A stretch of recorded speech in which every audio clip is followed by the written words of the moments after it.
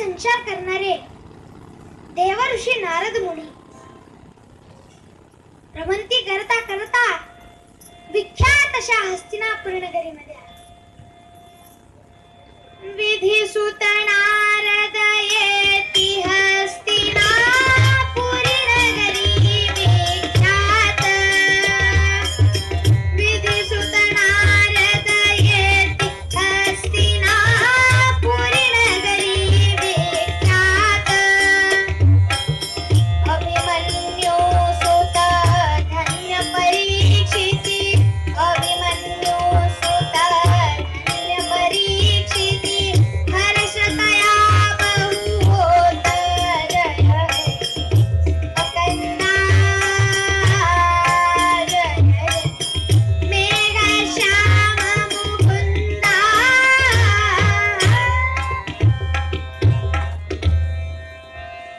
नारद जेव्हा राजप्रसादाजवळ आले त्यावेळेला त्यांना एक विलक्षण दृश्य दिसले. हस्तिनापूर सम्राट महाराजा परीक्षिती आपल्या 5 वर्षाच्या छोट्या पुत्रासह म्हणजेच जन्मेजयासोबत प्रांगणात क्रीडा करत आणि समोरच्या वृक्षाखाली उभी राहून राणी इरावती कौतुकाने पाहते. नारद आल्याची वार्ता कळताच राजाने आपल्या परिवारासह नारदांचे स्वागत केले.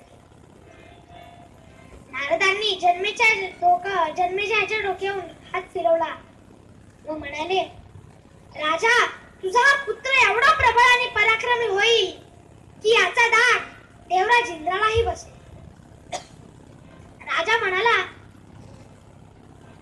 मुनिवर्य, मला याचे केवळ भविष्य नको आहे, तर वर्तमानात हा किती बुद्धिमान आहे हे मला जाणून घ्यायचे आहे. नारद म्हणाले, ठीक आहे. बाळा जन्मेजया, मी तुला एक प्रश्न विचारतो. नेत्र चतुर्दश करवसु नेत्र चतुर्दश करवसु पद 22 शोभती शिरे 7 पंचही पुच्छ जयाला पंचही पुच्छ जयाला स्मरता दे मुक्ती अल्प दिवसात. राम राम हरे हरे राम राम राम राम सीतापदे राम राम राम राम नमोत्तम राम.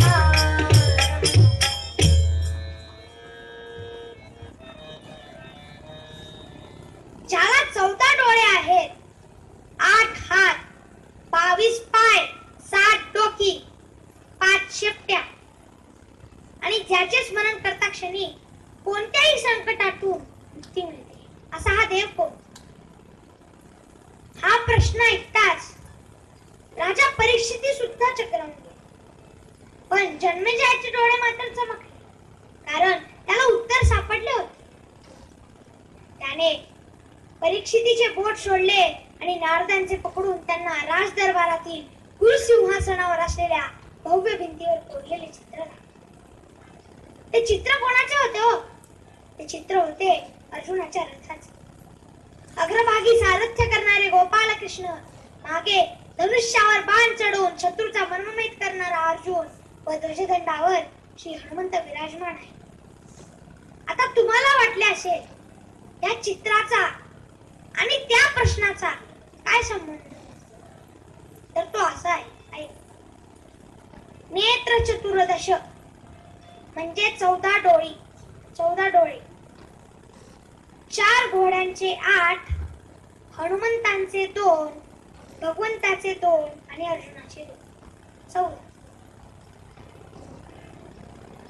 नेत्र चतुर्दश कर वसु, वसु म्हणजे 8 आणि कर म्हणजे हात.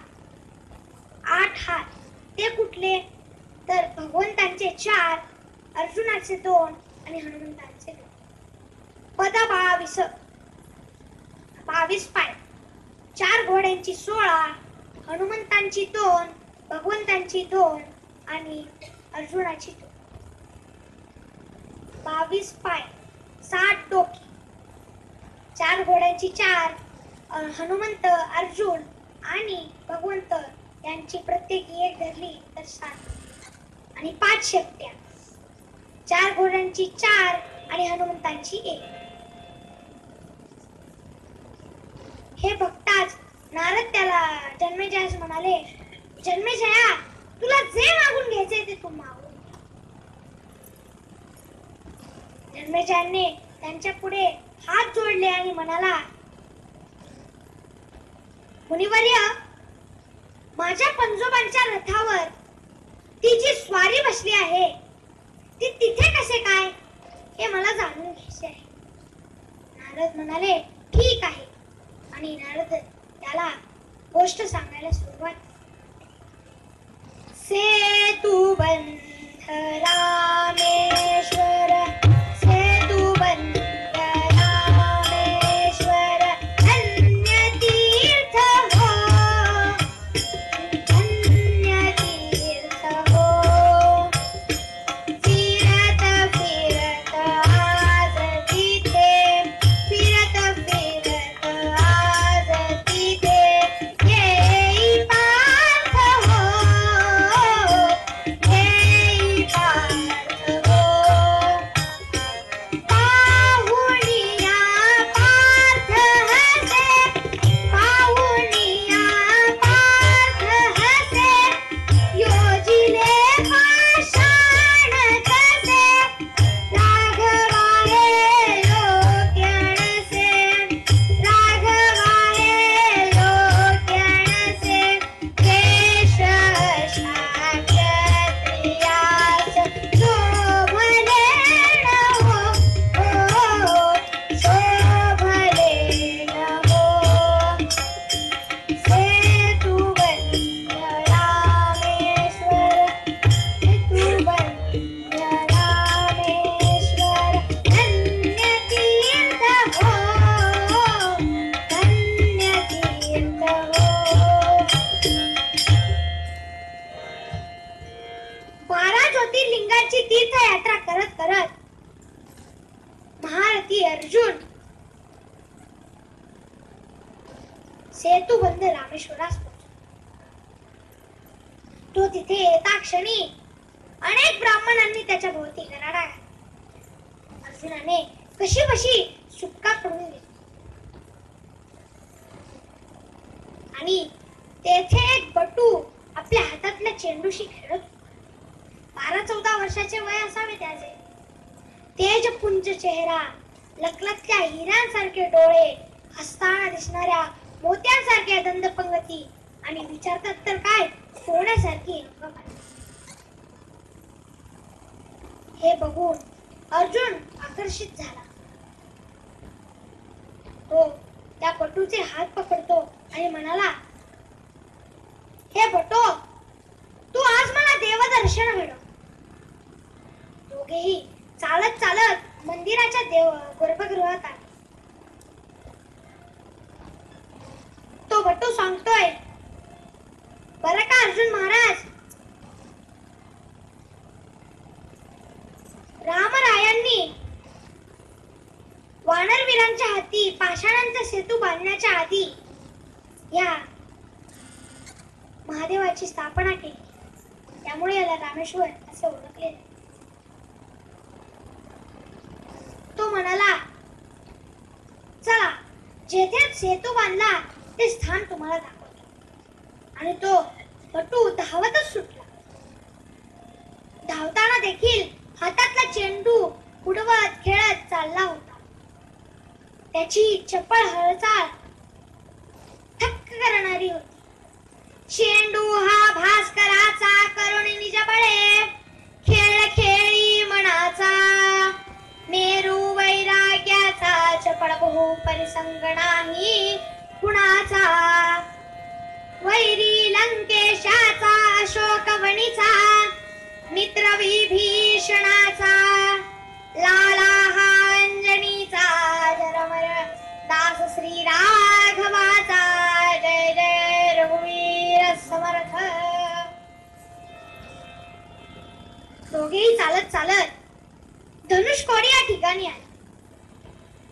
तो तो भट्टू सांगतोय, हे वीरश्रेष्ठा, प्रभू रामचंद्रांनी वानरवीरांच्या हाती पाषाणांचा सेतू बांधला ते स्थान हे आहे. हे ऐकताच अर्जुनाच्या कपाळावर आठ्या चढल्या. तो म्हणाला, प्रभू रामचंद्र तर एवढे मोठे थोर क्षत्रिय, त्यांना हे काही शोभले नाही. पाहुणी पार्थ हसे योजिले पाषाण कसे, राघवा हे योग्य नसे श्रेष्ठाशा क्षत्रियाचे शोभले. खर तर त्यांनी बाणांचा सेतू बांधायला हवा होता. त्यांच्या जागी जर हा महारथी अर्जुन जर असता ना, तर बाणांचा सेतू तयार झाला असता. वानरांना एवढे कष्ट पडलेच नसते.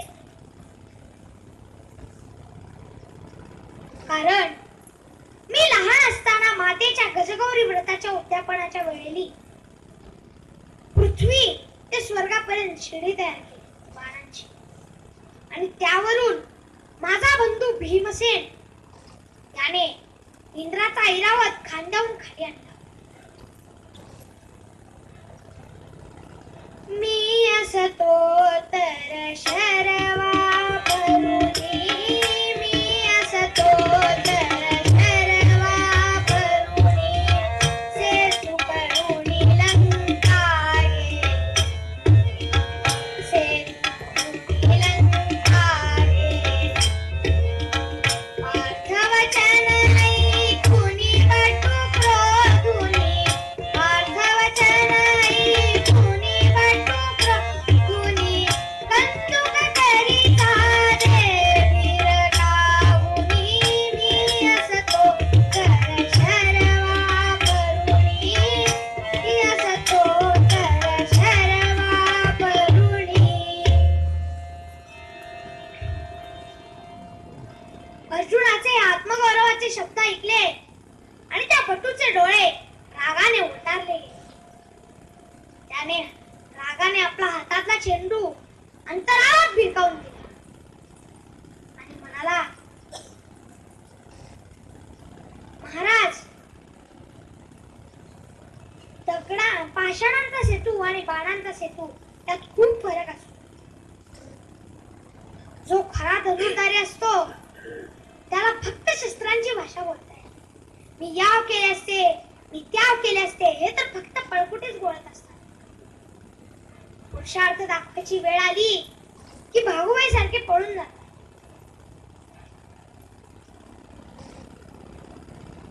अर्जुन महाराज, असेल तुमच्यात हिम्मत तर हा हा हा रामभक्त हनुमान तुमचा बाणांचा सेतू एकटा मोडून दाखवेल तोही क्षणात.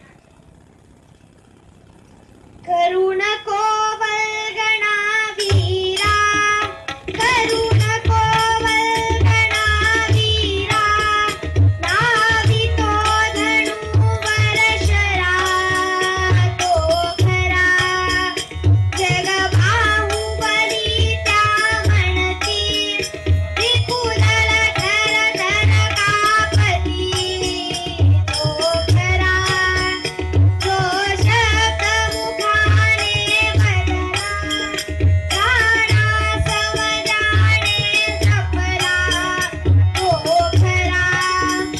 तू असशील धरणधर वीर, रणी झुंजार शरीकर, शरसेतू रे पुरा, ही करीण तयाचा क्षणात बघरे तुरा, तो खरा, तो खरा, तो खरा.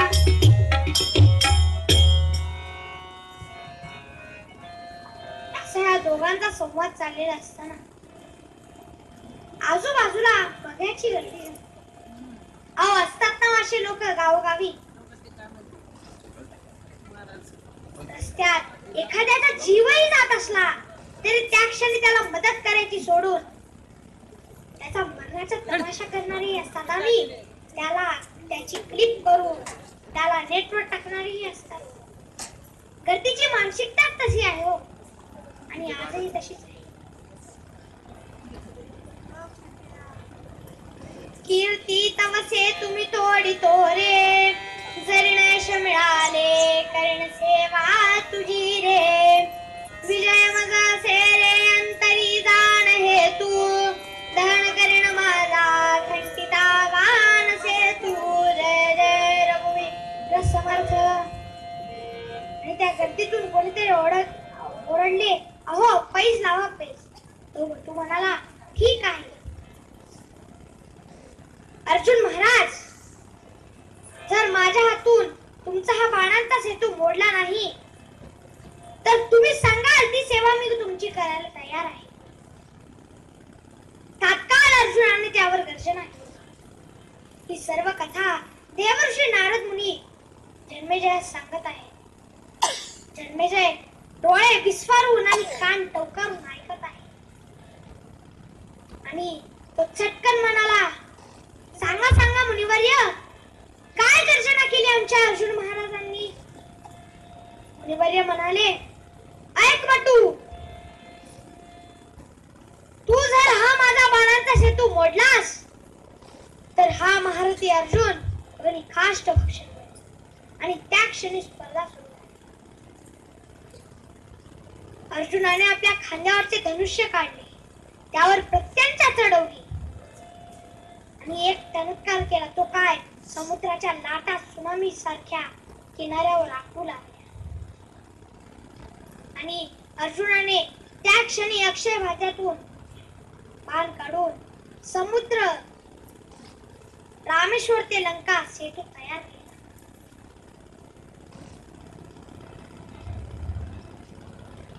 समुद्र ते रामेश्वर लंका सेतू तयार केला. आणि त्या समुद्राच्या जो लाटा होत्या त्या सुनामी सारख्या त्या सेतूवरही फुटू लागल्या, पण तो सेतू तसूभरही हलला. गर्दीने टाळ्यांचा कडकडाट केला. त्या लोकांना वाटले, एवढासा हा काय बटो आणि हा काय तो सेतू म्हणणार. आणि असे म्हणून त्या लोकांचे लक्ष त्या पटूकडे वळले.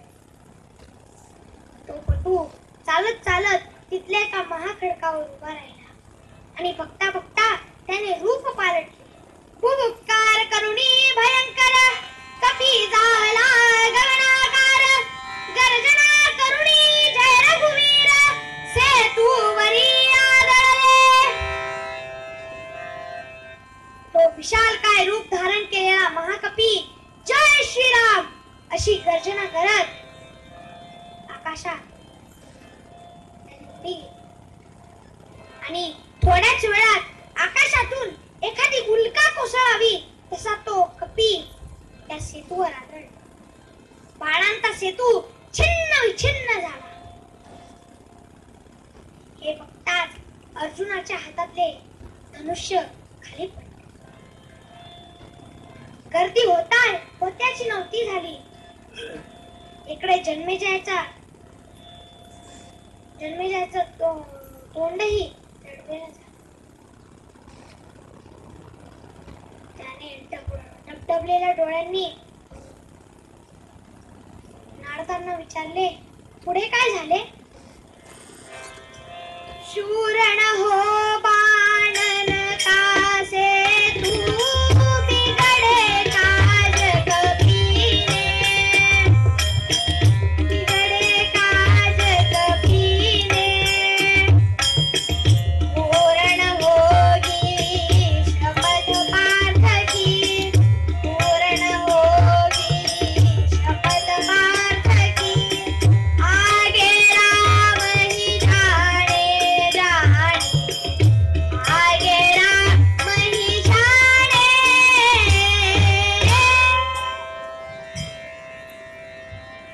हनुमंत सागरातून बाहेर आले आणि अर्जुनाला म्हणाले, अर्जुन महाराज, पटले माझे बोलणे. आता तुमचे बोलणे खरे करा. तशी मी तुम्हाला मदत करेनच. अग्नीसाठी लाकडे आणण्याची तस्ती ही तुम्ही घेऊ नका. माझे पुच्छ आहे ना, असे म्हणून पुच्छ निघाले वनांतरी. काष्टे आणोनिया सत्वरी, अग्नीचे तवी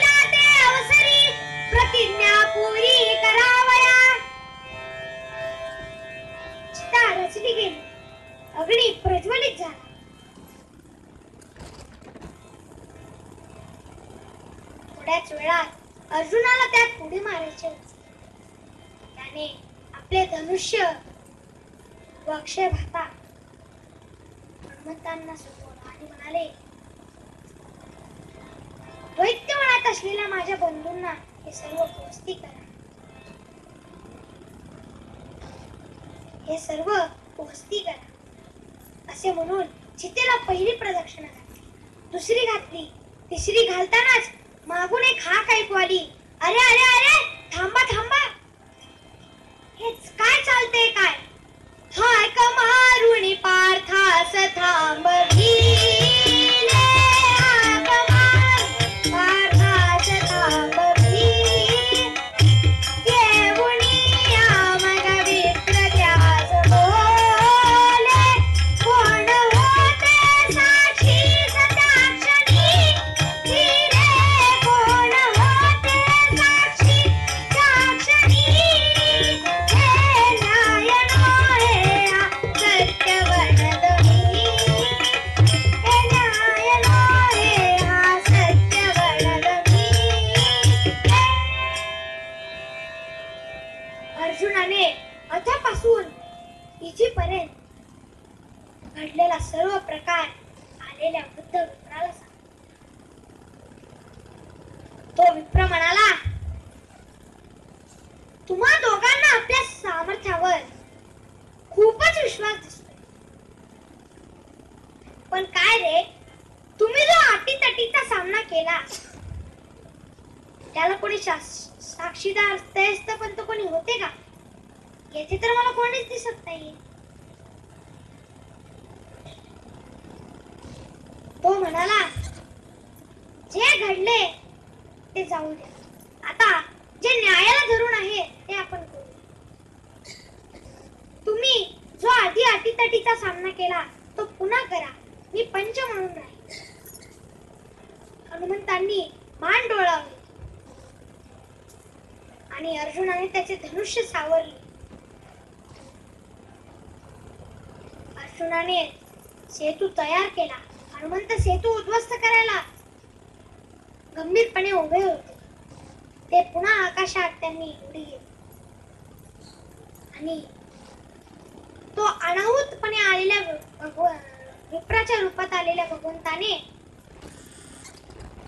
आपल्या सुदर्शन चक्राला ही आज्ञा केली होती की ज्या ठिकाणी हनुमंताची उडी पडणार आहे त्याच्या खाली सुदर्शन चक्र प्रचंड वेगाने फिरू लागले. हनुमंत सेतूवर कोसळले आणि पाहतात तर काय, उडूनच बाजूलाच पडले. जे घडले ते अनपेक्षित होते. अर्जुनाने आणि हनुमंतांनी त्या विप्राकडे बघितले तर हनुमंतांना त्याच्या जागी रामरूप दिसले आणि अर्जुनाला श्रीकृष्णाचे रूप दिसले. भक्त श्रेष्ठ ते दोन पहाती, जरी एक विप्राची मूर्ती, कोदंडाची संधी देव उभा सावळा राम दयाल, विप्र कुठे हा तर भगवंत, आज पाहतो हो कुणी विस्मित, सुदर्शन करी घेतले हास्यंकावर असे, आणि कवळी घेऊनी हनुमंताला आलिंगन चिरले त्याला, पार्थासही घेऊनी जवळ श्रीहरी जाते मुख कुरवान, देव भक्त मग एकची झाले, श्री हनुमंत तुझावर बसले, कथा ऐकतो बाळ सुरसती, नेत्रातून अश्रूच्या येती, धन्य महाभारती, धन्य महाभारती, देश यश कीर्ती जगती, देश यश कीर्ती जगती, देश यश कीर्ती जगती. भगवंताने आपले चतुर्भुज रूप प्रगट केले आणि अर्जुनाला म्हणाले, अर्जुना, पुढील निर्णायक युद्ध डोळ्यासमोर ठेवूनच मी तुमच्याकडून हा खेळ पुन्हा एकदा खेळवला. तू हनुमंतांना प्रार्थना कर की मला माझ्या ह्या युद्धात सहाय्य करावे. ज्या वेळेस युद्ध संपलं, अर्जुनाचा विजय झाला, त्यावेळेस श्रीकृष्ण अर्जुनाला म्हणाले, अर्जुना, रथातून खाली उतर. अर्जुन उतरला. श्रीकृष्ण ही त्यातनं उतरले आणि वरच्या वरूनच श्री हनुमंतांनी उड्डाण मारले. तो काय, तो रथ कापडाच्या वडीसारखा पेटून गेला. आणि मुनिवर्य नारद हेच जन्मेजयास सांगतात की तुझ्या आजोबांची आज्ञा, आजोबांची प्रार्थना आणि भगवंताची आज्ञा ह्यामुळेच हनुमंत तुझ्या पंजोबांच्या रथाच्या ध्वजस्तंभावरती विराजमान आहे. ही सर्व भगवंताची लीला आणि सुदर्शन चक्राची कमालच आहे. आणि हेच आपल्याला पूर्व पदात तुकाराम महाराज सांगतात. पडता जड भारी, जड भारी, पडता जड भारी, जड भारी, पडता जड भारी. दासी आठवावा हरी, दासी आठवावा हरी. पडता जड भारी, जड भारी, पडता जड भारी, जड भारी, पडता जड भारी, पडता जड भारी, पडता जड भारी. झाले कीर्तन शेवट गोड करा, मणी धरा श्री जानकीच्या घरा. कीर्तनांची वाजवा करताली, नाम घोषे पाठका होय होळी. येथून कल्याण साम्राज्य सुख राशी, अवघे उठा ओवाळा राघोबासी, अवघे उठा ओवाळा राघोबासी. मी तव दास दास म्हणवी माते कशाचे भय. रामा जाईन जासळी सुखगणा होईल तेथे जय. माया त्रिभुवन त्रयी तुझ विने नाही तुझा तारक. रामा तू सकलार्थ पूर्ण करिसी, तू तात मी बालक. जय जय रघुवीर समर्थ.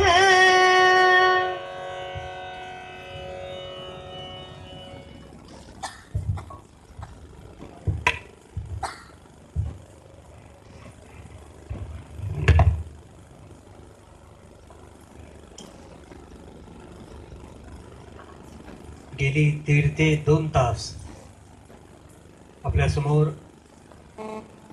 वय वर्ष 10 अनिकेत रामदासी, उदगीर म्हणजे लातूर जिल्हा. प्रत्येक माता पितांना वाटत असेल की असा पुत्र आपल्याला व्हावा.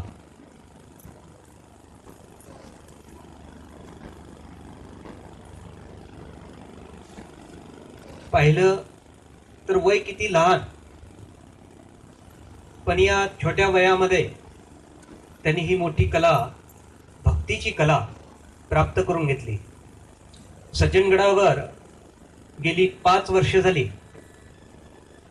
रामदासी कीर्तन प्रशिक्षण शिबिर घेतलं जात होतं. त्याच्यामध्ये ही मंडळी 10 मुलं ही तयार झालेली आहे. अशीच अनेक मुलं तयार व्हावीत.